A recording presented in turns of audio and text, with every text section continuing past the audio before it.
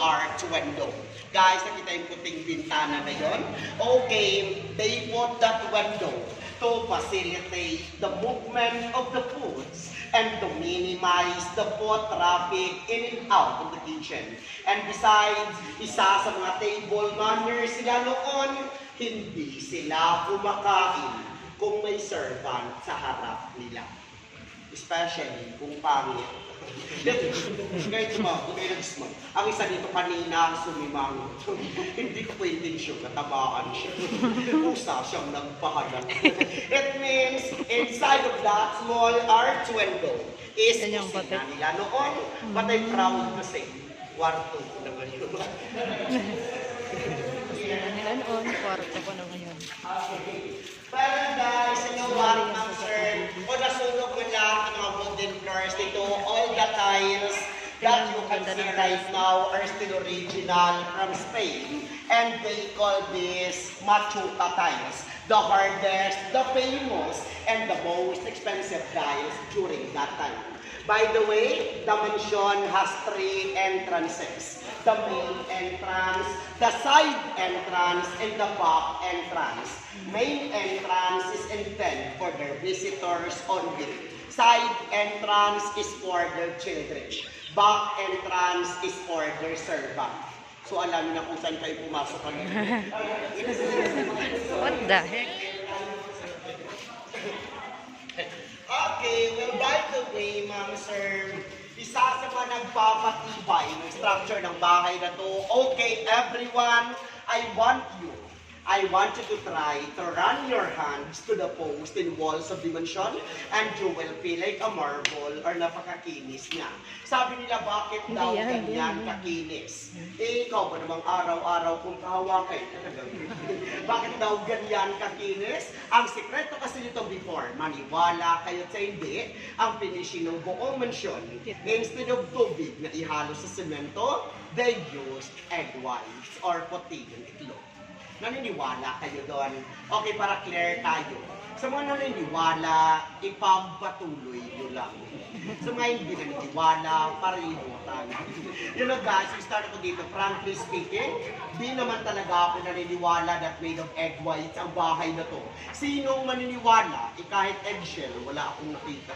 And besides guys, ako kasi yung klaseng tao na kapag hindi ko nakita, di ako maniniwala. But then, I realized, ang pangit pala na kung ako yung magkukwento, tapos ako hindi ako naniniwala. So, ginawa ko, naniniwala. So, I made my own research kung bakit egg whites ang ginamit nila. Tama kayo. Dahil hindi lang sa structure na yung may egg whites, even sa mga old cathedrals, old churches, they used also egg whites because they made that as their binder. Example, Damian Anong meron dyan? Ang ano ng mayari, initial ng mayari. Ano? Kaya sinabing Baclayon Church in Bohol. And even Pyramid of Egypt, that's made of egg whites. But you're right, just imagine kung ilang itlog ang naubos bago na buo yung mansyon. Ika ang isa dito sa akin guys, galit niya ako tinanong. Saan sila ako buka ng itlog? Galit ko rin siya. Sinagsurado ako, hindi sa akin. Kung makatano pa ako nagbigay ng itlog dito. Guys, gusto malaman niyo, may farm sila noon. Poultry, di ba? Kung may farm sila noon, malamang. Ito yung reason. Naakyat na namin yan, yung taas niyan. So, the very large or Cayman Place of the Negros, try to look at that structure outside na may puno sa taas. Nakita niyo yun? Yung parang tower across the road tapos tinubuan ng puno. Yes. Alam niyo ba, Ma'am Sir, kung ano yung mataas na structure na yun? Makinig ko na importante yun. Bahay ni Rapunzel. Guys, that is the chimney. Smokestack. Chimney of their Muscovado sugar mill.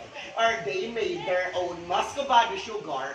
During that time, manually, kalabaw yung umiikot dyan. Tapos ang kalabaw, may takip sa kanang mata, pa rin ikot, kaliwa lang. Kasi walang takip yun, kakanan, masisira ang rotation nila.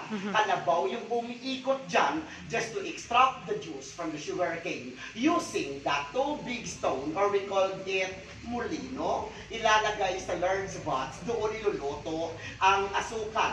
Ang tawag nila dyan in Spanish words, makina, di vapor, di horno, ito.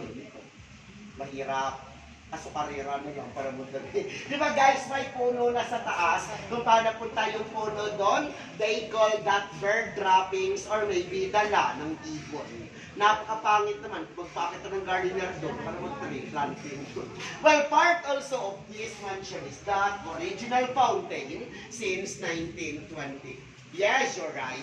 That's an original fountain, except the water. And most of you guys, yung tinatanong dito sa akin, abe, kung regalo dati ng mga Wala na. Japanese, nila Running out of ano na. workers or garis ng bahay.